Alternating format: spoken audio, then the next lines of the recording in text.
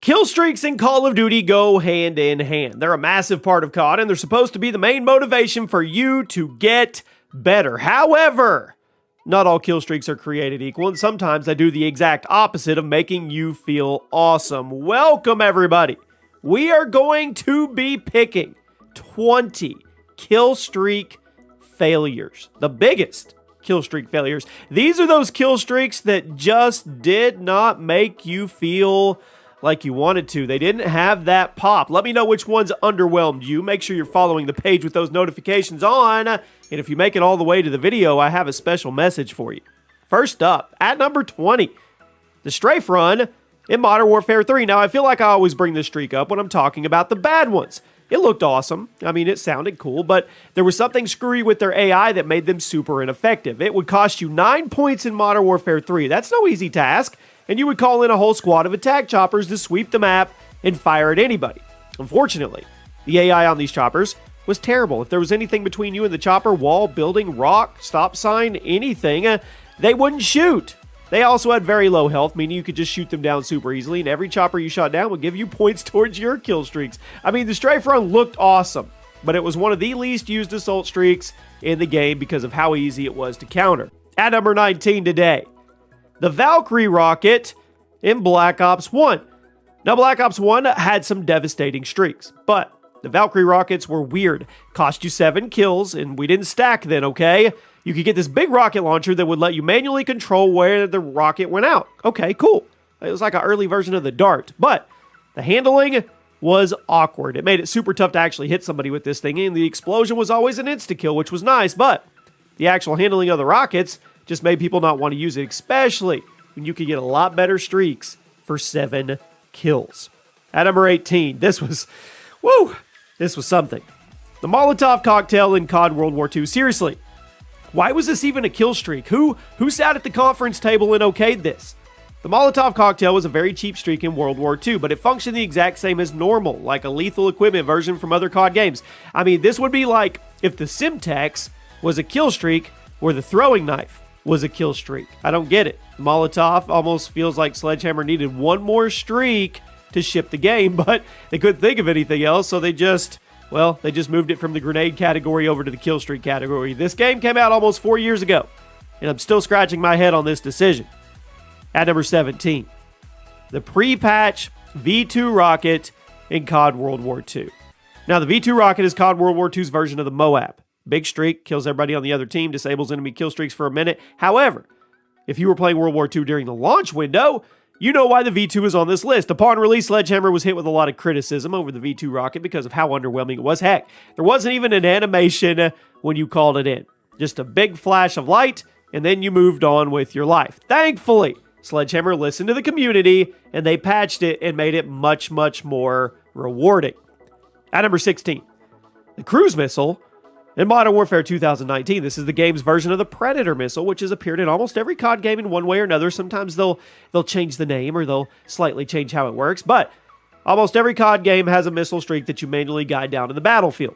The cruise missile, it's unique in the sense that it takes absolutely forever to call in and often gets you killed in the process. Now, the Predator missile or the Hellstorm missile, you hit the button, pull out the tablet, guide the missile, boom.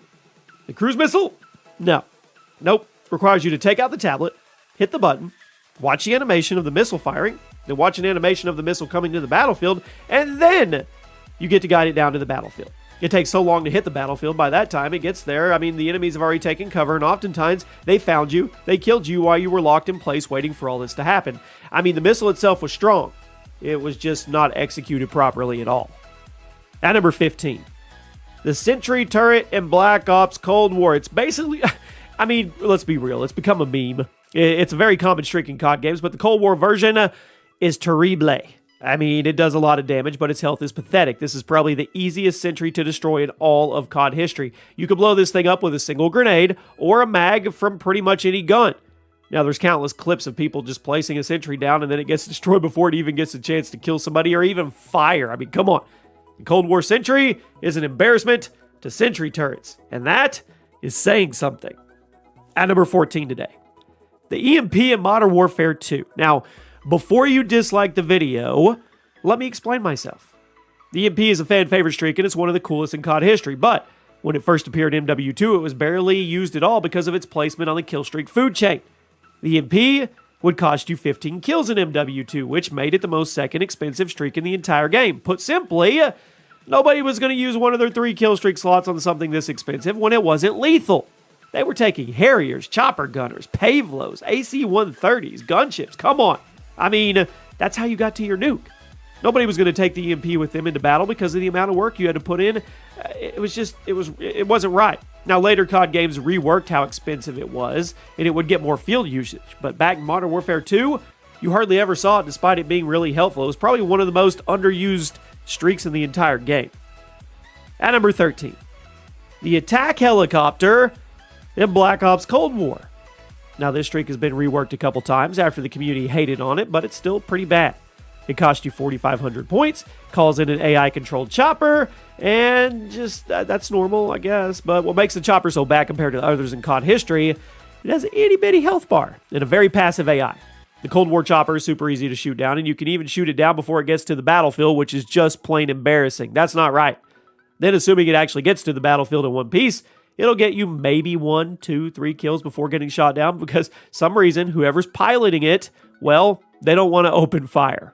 Like I said, the chopper has been reworked a few times to make it closer to other choppers in COD history, but even still, it's not very good. If you compare the Cold War chopper to literally any other chopper in COD history, you will agree with me in the comment section. At number 12, the assault drone in Modern Warfare 3. Everybody likes a streak that roams the battlefield on its own. Let it do, set it and forget it, right? Let it do the work. Well, that's where the problem with the assault drone comes in. It's an extremely powerful drone, and it's armed with a machine gun and a rocket launcher, but it has no AI. You have to manually control it. Most of the time, COD players prefer to let the AI take the wheel, but the assault drone does not give you that option. Thankfully, Treyarch noticed this and added AI to the AGR in Black Ops 2.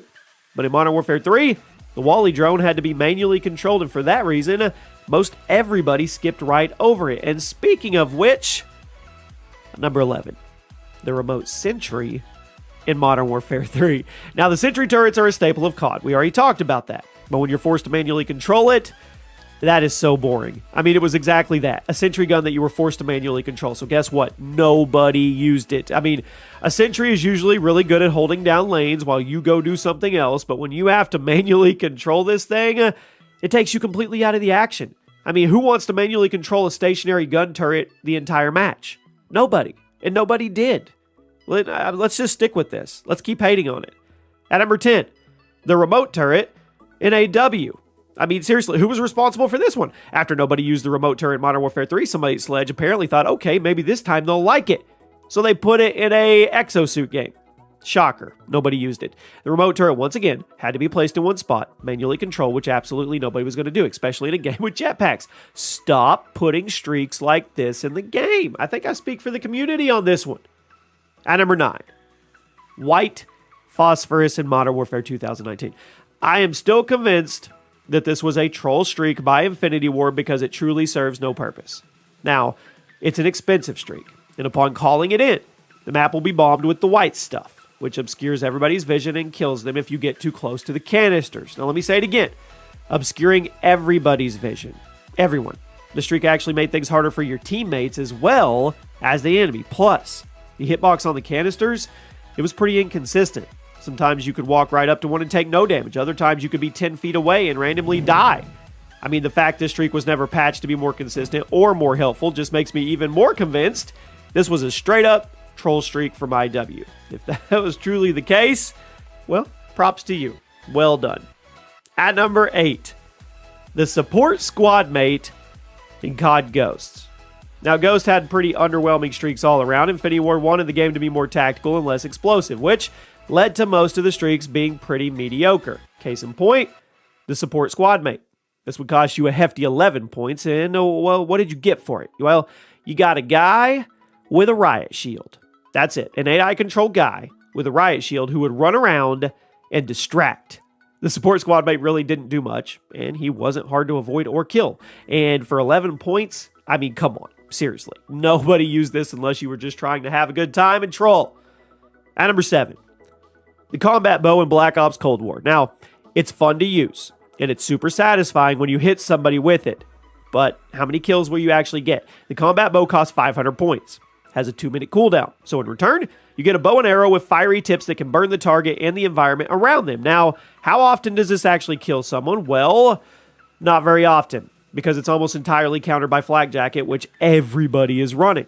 The combat bow is the cheapest streak in the game, so maybe it's bad on purpose, but I mean, it's really bad. And when you compare it to the Sparrow in Black Ops 3 and 4, it is a massive, massive downgrade. I mean, the Sparrow was awesome. The combat bow, not so much. At number 6, armor in Black Ops Cold War. Now, usually something to increase your time alive is a good thing.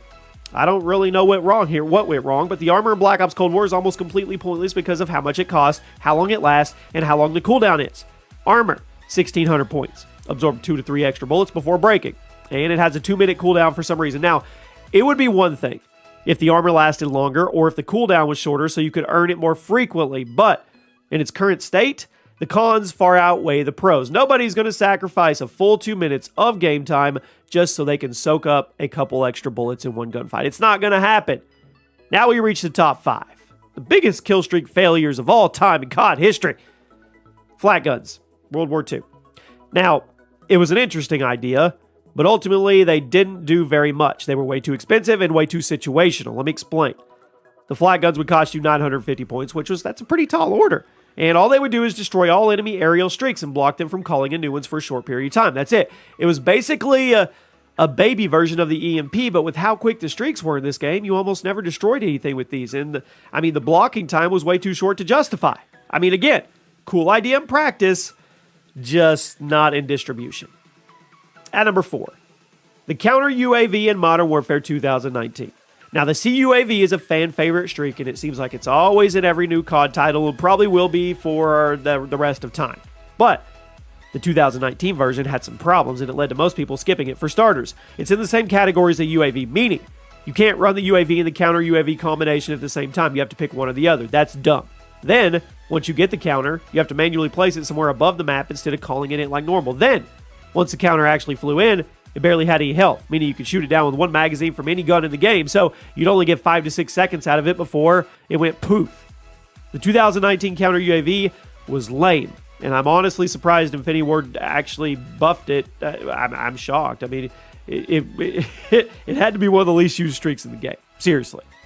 At number 3, Air Patrol in Black Ops Cold War. Now, I can't wrap my head around this one. Help me out. 2,400 points, which is a lot. Once you call it in, it will shoot down all enemy streaks currently in the air. But you know what can shoot down aerial streaks for free? A launcher, or a gun, or a SAM turret. There's a lot of ways to take down enemy streaks in the game, so why is there a whole other streak that does the same thing? I mean, what's the point? And why the 60-second cooldown on top of that? The Air Patrol just does not serve any real purpose in the game because there's so many free ways of doing the exact same thing. At number 2, the shield turret in Modern Warfare 2019.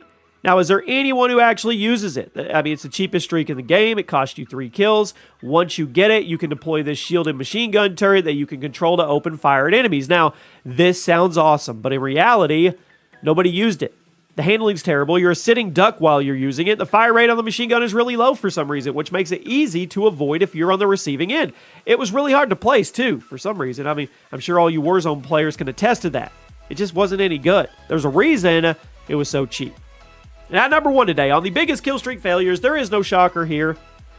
The SATCOM and COD Ghost. Yep. I mean, it was Ghost replacement for the UAV, and everybody knows how dumb it is. Instead of calling in an aerial drone for some recon, you now put a little box on the ground where everybody could destroy it. It wouldn't even give you full UAV coverage. Instead, you had to stack boxes with other boxes, assuming the first SATCOM hasn't been blown up yet, and it was just a bad idea all around. Now, I can respect Infinity Ward for trying something new with the COD formula, but the UAV is something that just does not need to be changed ever. Keep UAVs in the sky, and we'll be okay. And there you have it, my friends. Those are the worst. The worst of the worst kill streaks. Let me know one that did not make the list that you thought was deserving, and I told you, if you made it to the end of the video, special message. Thank you to everybody who has been watching all these videos and turning those notifications on, trying to get us over 30% on subscriber notifications on the channel. I see it. I see you guys in the analytics every single day. I see us actually starting to grow again. and I just wanted to say thank you. So if you made it to the end and you got this thank you, let me know in the comment section. I'll see you guys soon.